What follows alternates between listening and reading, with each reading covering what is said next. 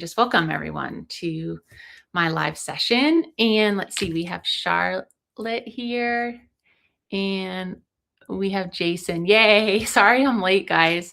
And for anyone else who was waiting around, I was like, oh, this is not very professional of me, but sometimes you just got to prioritize the live humans that you are responsible for. And so that's what happened right then. But anyway, I am, happy to be here and just wanting to talk to you guys a little bit about picking up a thread from last week. And last week I had talked about one of the key themes was how to, I called it your BS radar, but what I really mean is how to follow your intuition and how to live from that place of knowing when other people. I focused a lot last week on, or it actually wasn't last week, 2 weeks ago, because I was in Spain, which I'll maybe tell you guys a little bit about. I had an amazing trip with my kids, and it's partly will play into what I'm going to talk about with this live, because I was able to just have this trip that really was all about following intuition and following internal guidance to figure out like what the next steps are for my life. And I feel like once you start to heal. Hi, Mel. I got into NYU. Oh, you did? Yay. That's exciting. I'm sorry. That's okay. You're good. You're good. I was just saying that I was late for my life. 8% acceptance rate. You go, girl. My daughter just found out that she got into NYU and she's really excited. The same daughter that I'm late because I had to check in with her. But anyway, that's an exciting moment. So I guess what I was going to say is that, learning to, and this is a daughter too, that she's on Substack as well, Melody Hope. And she and I are both on a healing journey, and we've both been learning how to follow our intuition and how to, how to like live from a place where once you've begun to heal. And so getting back to what I was talking about last week, it was a lot about how you go through a lot of hard, like school of hard knocks. Life tends to deal those fairly regularly to everyone. And then it becomes about how you show up and how you deal with it and how you manage what the cards that you're dealt. And I think that that's what sets apart someone who becomes ever more authentic and ever more courageous, and someone who chooses to sort of live behind a mask. And so I talked about what it was like for me to realize that those that seemed like they were in my life and rooting for me were actually, it's not to say that some part of the mask wasn't, but the main part underneath was not authentically.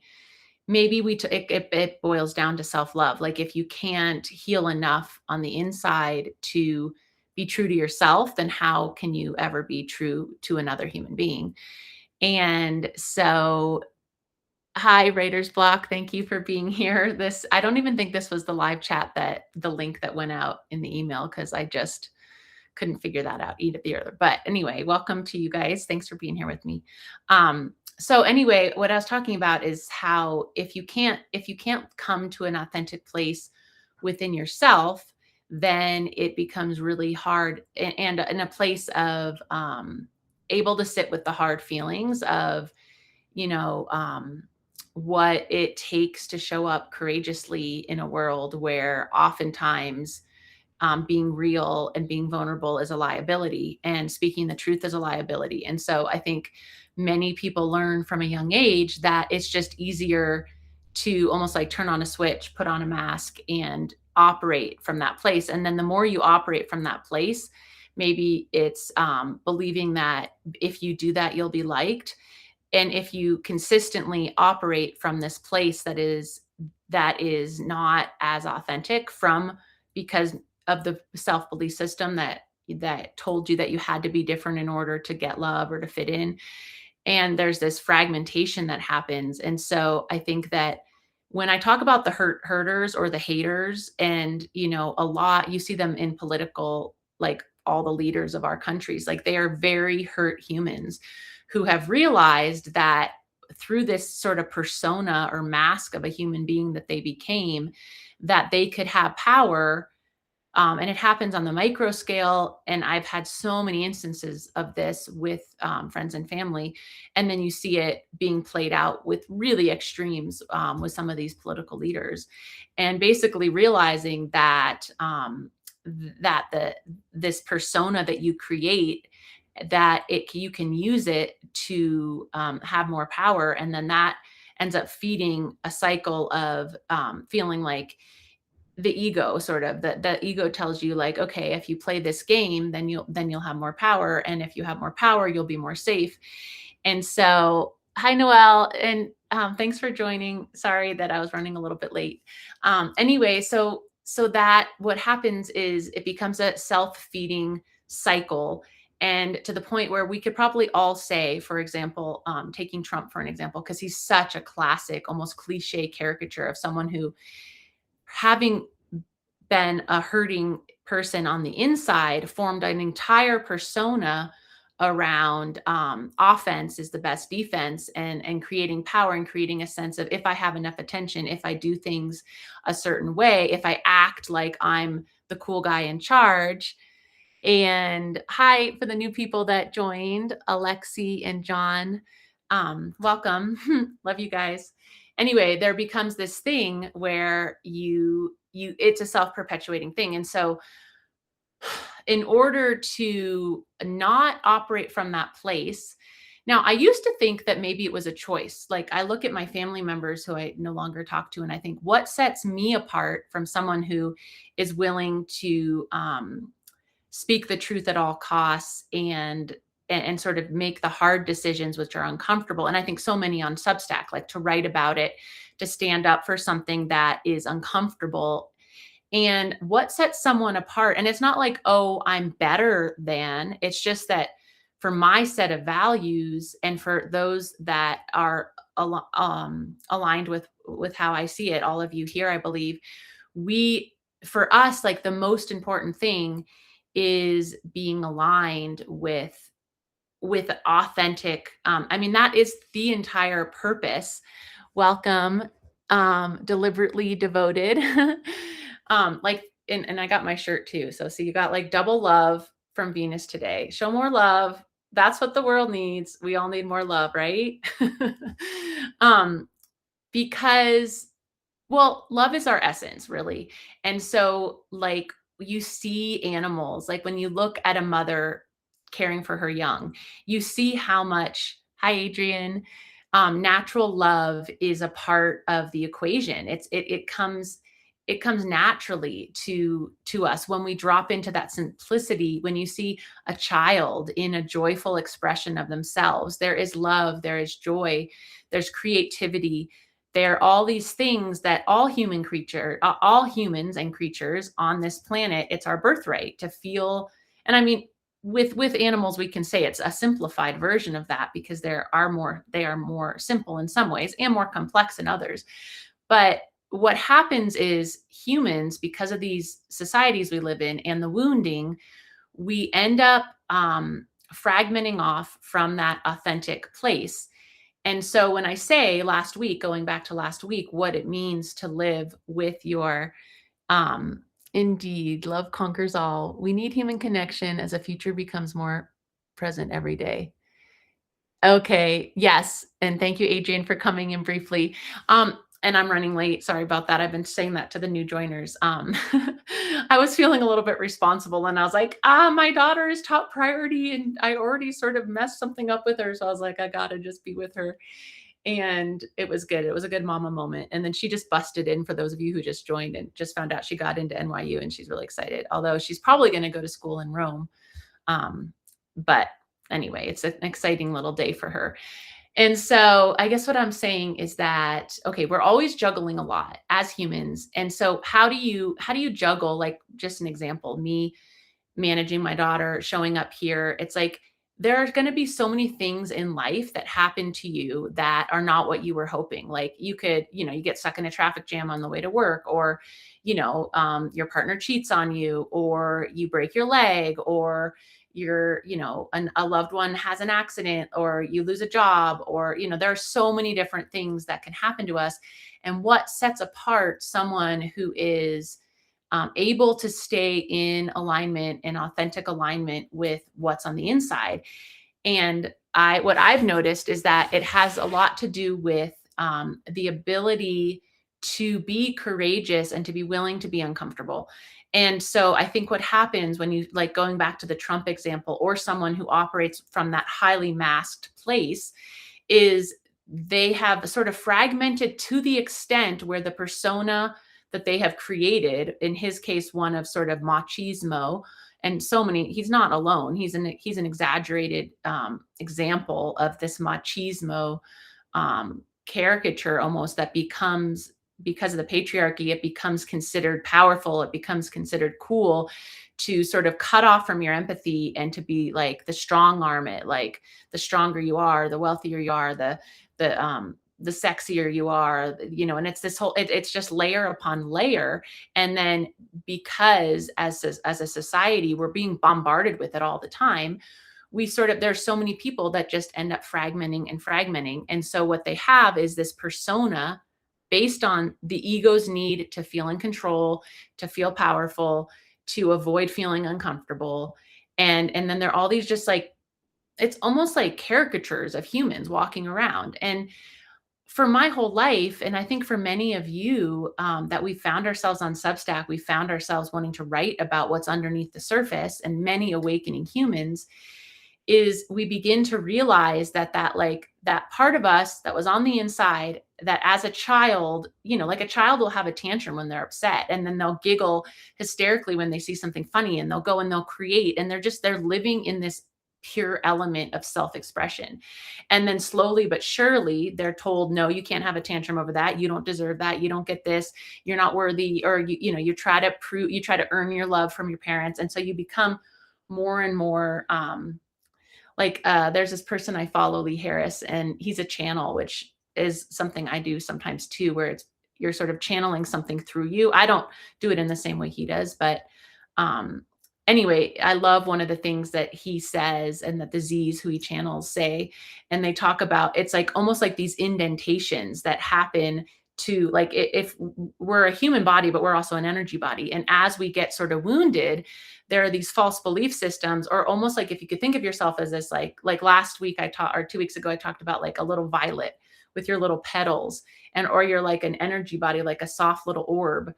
And then, but as you sort of internalize these false beliefs around, I'm not worthy, I'm not good enough, I must be stupid, I must have something wrong with me, you begin to get sort of, almost like, I use the violet metaphor of being stomped down, the petals get sort of dented in, and as that sort of happens, simultaneously you're creating these personas of like, but if I do this way, then I might get my needs met. So there's this fragmentation that happens. And Eckhart Tolle, some of you are familiar with him, he talks about how he calls it the pain body. And the pain body, or we could call it the ego, or the wounded this sort of fragmented persona that you all of a sudden begin to operate from sort of on autopilot.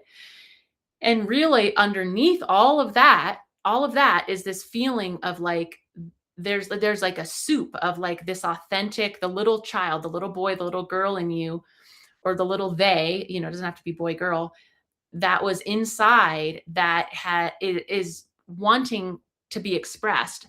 And so getting back to this, like, living with your BS radar intact, it basically living in an authentic way, in order to get back to that little child. Because the goal is not to go back and be like, to go be a little child, because we also need to be adults operating in this world. So, aw, thank you. Deliberately Devoted is saying that they're here and then leaving, but that's cool. Anyway, I try to like read your comments as I'm talking. But so basically, I think that what the essence of what we're trying to do as humans, our mission, and what sets a human apart who can be authentic, who can maintain integrity to the part of themselves that is really the inner child. And we, I used to think, because some of these terms, they're so cliche, like, oh, your inner child, heal your inner child. But it actually legitimately if you can get out of the cliche, there is so much truth to it. And I think that it's the same thing with religious teachings or any teachings. Like there is so much truth around us to be gained if we can approach it with curiosity. And it's the same thing for each other. So, you know, I think that like in a world where so many people are operating from this sort of wounded, indented, pain body persona, that and there's just sort of on autopilot, and then what's underneath it is all this pain of of the wounded child. And so basically the task of the human in my mind is to be able to go back in to those parts of us that got shut down, that got wounded. I mean, just on the I went to Spain with my kids this spring break because actually I'm planning to take them to do some world schooling next year, and we were going to go to Costa Rica, but I went to university in Italy, and I lived there for 6 years, and so I speak Italian, but I really want my kids to learn Spanish. And what's crazy is it is expensive to get over there, but once you're over there, the price of living is actually cheaper than the US. Like you can get it's like what the US was 20 years ago. Like you can get a cup of coffee for 2 or $3, or you can get a meal.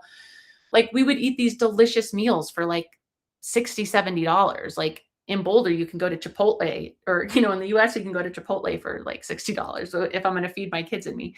So anyway, that's a side tangent. But my point is, I was on the airplane home from Spain, and had gotten some news around some legal matters that I'm involved in, and I can't talk about it really openly, but I've written a fair amount without getting into like what could be a liability. But suffice it to say, it has to do with family, and it has to do with betrayal, and it has to do with like feeling really like that little girl in me who was didn't feel safe and didn't feel loved, and so I went back to her, and I was feeling pretty triggered, like because I read an email and I got on the plane. And I don't know if you guys feel this way, but sometimes I feel like when you're like flying up above this like the stratosphere of the earth, there's this like clearing that can happen. Like I will often have like epiphanies or major releases. I mean, a lot of people are just sleeping or watching a show, but like I'm someone who likes to tune into like my inner world a lot. And so on this plane ride, which was yesterday, I was feeling a lot of emotions come up around, I don't really deserve love. And it's like, and I've gotten so used to these things coming up for me since Finn died, and since like I remembered abuse and all these things, that like now I realize when something's washing up, there's a saying that says what's coming is going, or like what's coming up and out, it's coming up and out for a reason. So like I just sort of sit with it. And I think that that's getting to my point of like, how do you live in an authentic way? How do you get back to that inner child? Well, you have to be able to be with the uncomfortable, and the uncomfortable are all the emotions existing underneath this persona that you have up. And so, for example, I'm sitting on the plane, and I'm leaning my head, and I just start to have tears come down my face, and my kids are busy like watching something.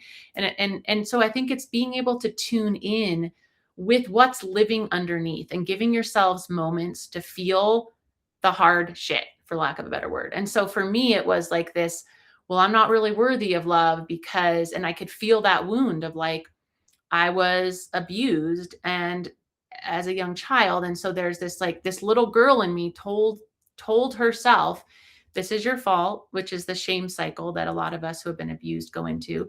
This must be your fault. And I've talked about that before. I've written about it, that the locus of control, it's a therapeutic term, but it basically means like locus is like area. It's a Latin term for like the area of control. So what you basically do is, as a child, when something happens that's abusive, and it can be a microaggression, it doesn't have to be major abuse like what some of us undergo, but you basically tell yourself that it's your fault, because if you make it your fault, then you have more control. And so again, that's the ego forming a story, forming an identity that I must not be good. I must not be lovable, because otherwise, why would I be treated in this awful, horrific way? So you end up telling yourself a story. Oh, it's because I don't really deserve love. I'm a piece of shit. Like, not like we all think we're pieces of shit, but like when someone treats you like a piece of shit, when someone treats you as an object, when someone treats you for their own personal gain, they're hurting you out of anger, they're hurting you out of lust, or whatever it is, you internalize that you must not be good enough. And so I mean, these are extreme examples, but things can happen in really micro ways, like a teacher telling you, like, oh, you can't, what like, let's say on a paper that you're proud of, like, oh, you thought that was good. There's countless stories of professors that are having a bad day and they shut down someone's entire creative path because they say some flippant, rude comment because they're not thinking. So, like, so many things can happen to us that, hi, Leon or Leon or Lion. I don't know how to pronounce your guys' names. It's a little sad when I try to say hi to you guys, but thanks for coming, and nightlife too. Anyway, when people, when we have things because of someone's bad day, or in rare cases, like very abusive individuals who are fragmented and psychopathic or whatever else they are, you tell these stories about yourself because of this, the little child in you. And it can happen. I say little child, but it can happen. So many things happen to us in our teen years, in our college years, and even as adults, that we create these stories. And because of these stories, and like I said, getting back to the locus of control, we internalize these belief systems that we must not be good enough, we must not be lovable, something must be wrong with us. And then there's this big hurting piece inside us. And yet, what happens is we're in a culture that teaches us to continue to look outward for validation. So we look for a relationship. I mean, how many of us can relate? We're drawn into all these romantic relationships. We're trying to fill a wound of, I must not be lovable. So we're like, well, will this person love me? We're hungry. We're like, will this person love me? Maybe this person will see me for who I am. But what we really have to do first is we have to, and it's not that we can do it alone. We have to do it in community. We need people. Like, if I wouldn't have met Finn and had an actual solid rock to love and be loved by, of course, then he died and then it broke me open. But like, I needed something solid to be in my case, since I'm a straight heterosexual, I needed like a man who could be solid for me to be, and not just acting out the patterns that most of us do. So we sometimes have these pattern breakers that I feel like are destiny, with soul partners and soulmates, that we come in to learn something besides just pain, which I like to think of the ones where you're learning a lot of pain with, those are your karmics. And that's because, first of all, the word karma has been vastly misconstrued. And there's this sort of dumbing down of karma, of like, oh, if you do that, you're going to get bad karma. But what karma really is it's the cycle of Earth School of, if you do a certain action unconsciously or consciously, you're eventually going to see the other side, because we're all learning. We're all spirit experiencing itself in a different form. So like, you're going to eventually experience that action's consequence from the other perspective. And so the relationships that really get you, that are really awful and hard and difficult, those are what I call the karmics. And those are, you sign up. In my belief system, it's not that everything's predetermined, but you basically have these lessons that your soul is learning. And so you end up in these relationships, again, because of early wounding from your parents, where you're trying to fix yourself and you're trying to feel better, and you end up recapitulating the exact same wound. And I cannot even tell you guys can probably relate to this. Also, love you guys. But you can probably relate to this, about like how you end up in these partnerships, business relationships, friendships, where you're like, why the fuck am I having this exact same wound over and over and over and over and over? Well, because you have to have the wound continue, because you're basically going for that exact same unanswered question. The little girl, the little boy, the little they inside you, that is like, am I lovable? Can someone love this part of me that hurts so much? Maybe I'll feel better if. And so you're just looking to be fed, and you're looking to be given something. Exactly. You repeat the pattern till it's healed. And so thank you, Night lore.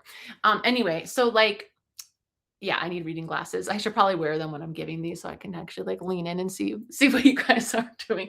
I was so sad when I was like, oh, I'm getting to that phase of life where I need my readers. Anyway, so yeah, so you end up recapitulating the wound until you've healed it. And I think that what a lot of people don't realize, because you end up feeling so beaten down that you end up feeling a little victimized by it. And you get a little bit like, it's so easy to be like, life must have it out for me. I might, because when you keep having negative experiences happen, you start to wonder, like, am I ever going to see the sunshine? Like, the sun will come out tomorrow. And you're like, is that tomorrow ever actually going to come? Because it seems like I've been sitting here in the rain for quite a long time. And I love the quote, like learning to dance in the rain. So it's like, you basically keep pulling in these karmics, you keep pulling in the relationships that reflect back. So in my case, I must not be lovable. So I got it with bosses, I had it with professors, I had it in my relationships, I had it in my friendships. I kept having people use me because I felt like I wasn't worthy of being loved. And in the process of that, yeah, you start to believe that it is always going to be this way. And so what happens is we have all these things going on. Okay, so you have the people that are you have this belief system. You have, I think what sets apart, again, getting to that, like, how do you live with your BS radar intact? And I had focused the last live on so much on like seeing how others might pretend, they might be masked, and to not believe the mask, because that was a huge awakening for me to realize that I could feel when someone, it's only recently in the last year that I was able to feel when someone's intentions were different than the mask they were showing me. Because up until that point, because of my particular upbringing and abuse, it was safer to believe the mask than to feel or remember or understand the abuse that was happening underneath. But I think that in subtle levels, this happens to a lot of us. It's safer to believe this external world. I mean, now the veil's all coming down because 2026 is the year of the great reveal. And we see it happening with, like, all the sex trafficking and all of the, the abuse that has always been pervasive in society, but we're starting to see the layers of the onion, like, being pulled back, pulled back.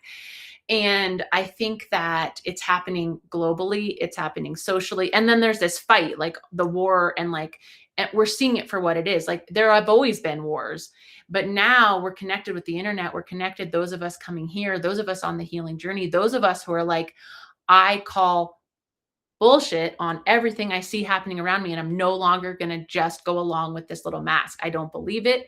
I'm not going to go along with it. And so we start to, like the black sheep or the generational curse breakers, we're turning our back on family members, on friends, on political parties, on churches. And we're going inward and we're saying, like, what is this pain, this person, this little girl, little child in me?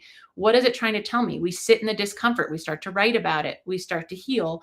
And in that process, we begin to finally get through some of these layers and get back to this authentic piece of who we truly were. And then from that place, then you can start to build the relationships like I'm beginning to build with you guys and beginning to see coming back to me.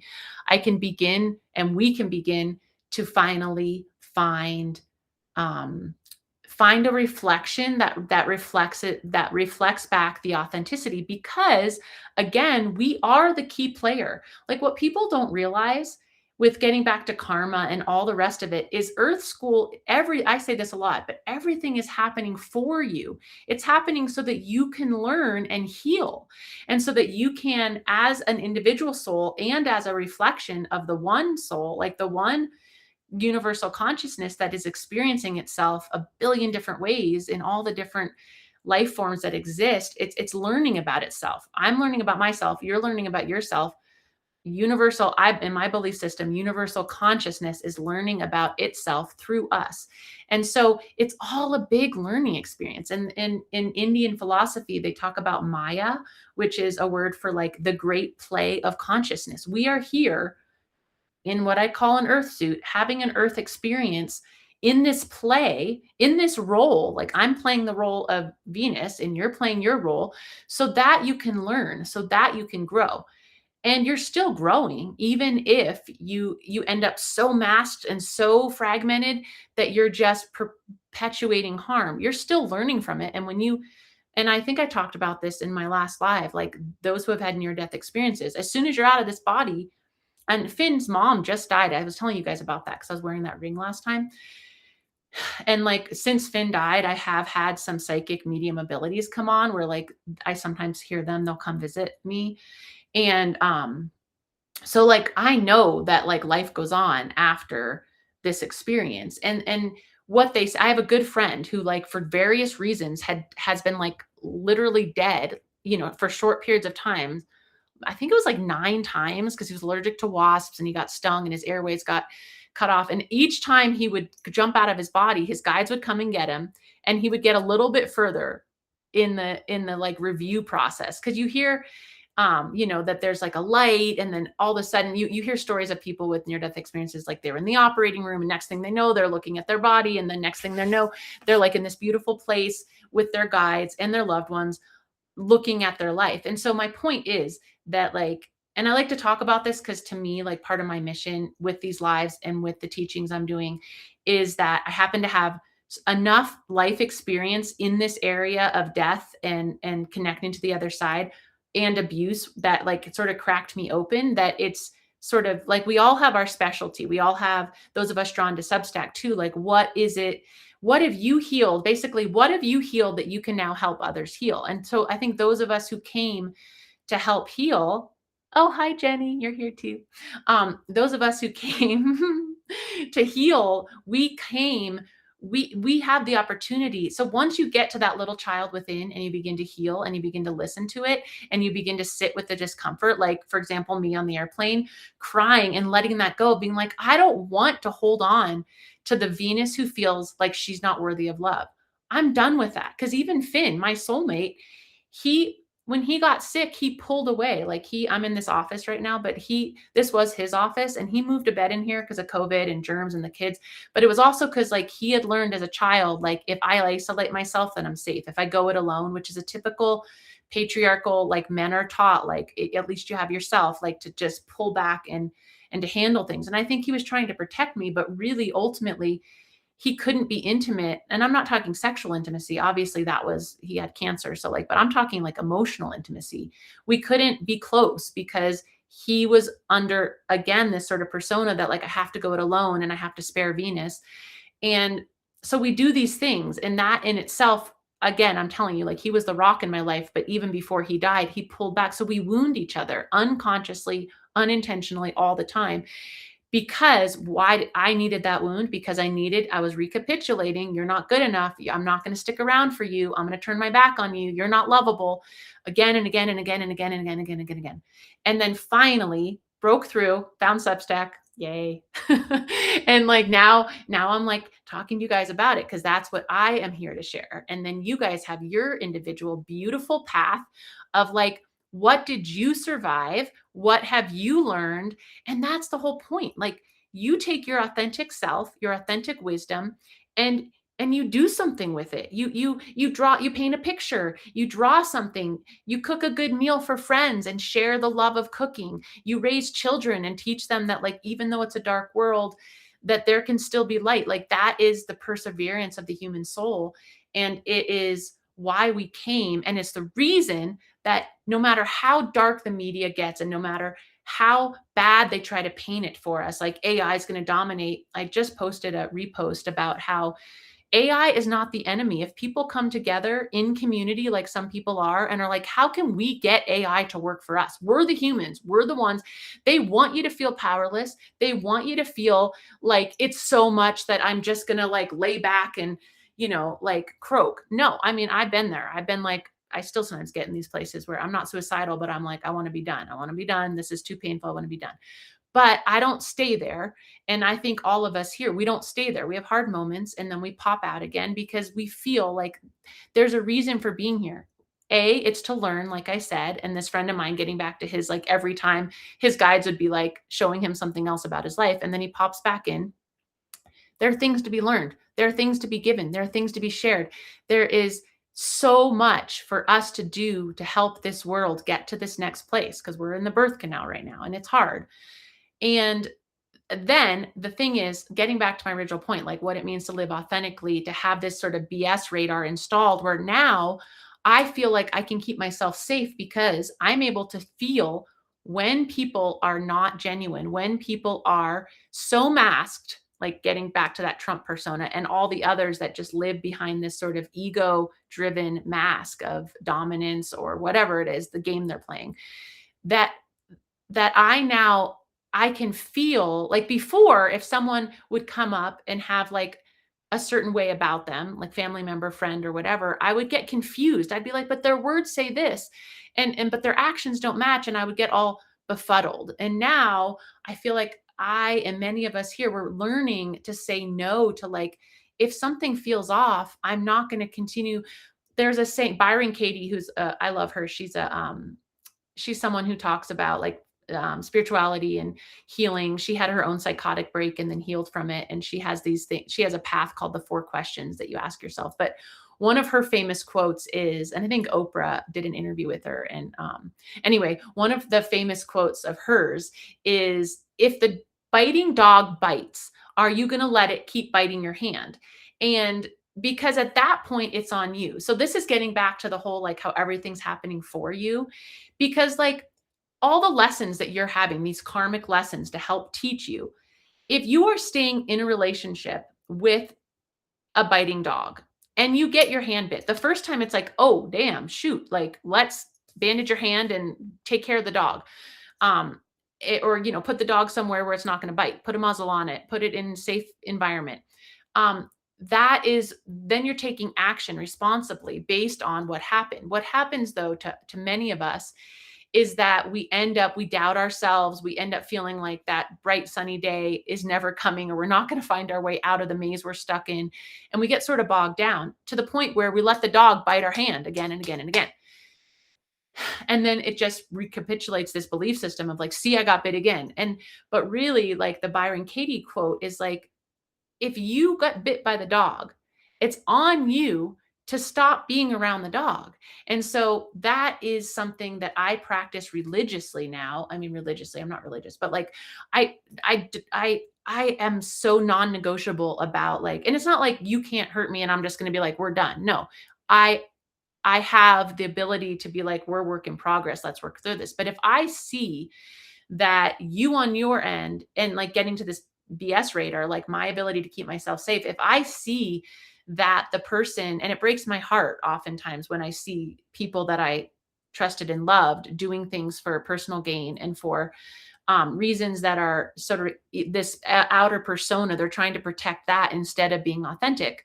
But then I realized that it's on me to turn and walk away and to wish them well. And I think I've used this quote before, like everyone deserves to eat, but not everyone deserves to eat at your table. And that I love that quote because it's basically like you get to choose who comes with you. And really getting back to this metaphor from before of like how that little wounded child in us is just looking for love. So we're like looking for these other wounded humans hoping that they will fill our cup. They can't fill your cup. They can't even act authentically for themselves. And so I'm like looking to see what time it is because I think I'm gonna be at time now. But anyway, um, so I think that what it boils down to is like you get to the point in your healing journey where you're able to sit with the little child that needed to be heard and seen and felt, and have your days where you're crying, have your days where you're lying on the floor, have your days where you're not good for much of anything, because those are some of the richest, most important days where you are allowing yourself to feel the pain of what exists. Society would have you distracted. They would have you consuming media, drugs, alcohol, attention, all the things, shopping, all the things, doom and gloom scrolling, like all of it to keep you from feeling what's underneath. Because as soon as you feel it, you let it out, you let it air a little bit, like decanting a wine, just like let it out a little bit. Like me on the plane, like I'm like, okay, yeah, I read an email about some stuff that's really hard and triggering and it's painful and ouch. And then I just allow myself to be with it. And as you are with it and you write about it and you journal and you share, then you begin to get back to that place of like, okay, here's my center. And so I think that for the humans, the herders, they have the same thing going on. It's just that they might not have the same capacity that you do to sit in the discomfort and to choose a better way. Know better, do better. Those of us who are really going to be helping in the future as we step out of this sort of birth canal phase as a world into our new lives and begin to have leadership roles as writers, as public speakers, in all the ways, it's because we have been able to alchemize. Alchemy is this beautiful process where you're turning pain into gold, you're turning pain into love, you're realizing that beauty and pain and love and pain are two sides of the same coin, that you can hold both, and that you, every time you raise the ceiling, you got to clean out the basement. That's another one of my favorite quotes, because it's like every time you have an experience of like, oh, I'm feeling so elevated, I really feel like I'm in my game, inevitably you're going to get either a vulnerability hangover, which is the like, wow, I just expanded. Now, basically, you just gave yourself this much more room to be. And the little girl is like, but I have all this yucky stuff too. And you have to take it and you have to hold it and be like, I love you. Yes, we're going to do better. Or I'm going to hold you like you weren't able to be held before. You give yourself a hug. You're like, but I love you now. And you love yourself. And then through that cycle, you show others how to do it. And you get the courage to keep going. And that's how those of us here, like the super bloom I talk about, those of us here on Substack, doing your own lives, having your own conversations, writing your things, writing your books, doing your articles, getting yourself out there, you're doing it because you came programmed to do it. You know that you have a message to help others, and you know that this world needs your voice. And I know. So we have to and leave the, the hurters. Like, it's okay. Like, they might be, so all the people I walked away from in my recent past and my whole life, that I realized they just wanted to they were feeding too. They hadn't learned how to find self-love on the inside. And in the process, the biting dog, they were biting me, and I needed to not be bit anymore. So like, everyone gets to eat, but they get to eat at their table. We get to eat at ours. It's not that we're better than, but we are in alignment with a truth that is, I'm going to sit courageously in my shit, and I'm going to own it, and I'm going to take responsibility for it. If you're not going to do that, and you're just going to fling shit around because it's too uncomfortable, and you're in this pattern of whatever it is you're doing, like the shit show that is our world, you can go do that. You're going to continue to do that. No one can stop you from doing that. But I'm going to be over here digging in the dirt for something else. I'm going to be alchemizing all of this hard stuff into something beautiful. I'm going to be sifting through the mud, looking for these beautiful gems, which are your soul lessons, which are the, oh wow, this person hurt me, but look what I learned. I was able to let go of this pain because I sat with it. I'm learning to know that I'm good enough, and I'm going to go help my friend realize they are too. And that's how you become the light in the world. That's how you become the change in the world. That's how you become the love in the world. That's how we do it. Whoop, whoop. That's how we do it. And so, yeah, I'm going to be loving you guys. And thanks for joining me. And you guys are the best. And lots of love. We'll talk soon. And I'll try to be a little more on it with my regularity and getting on time. Bye.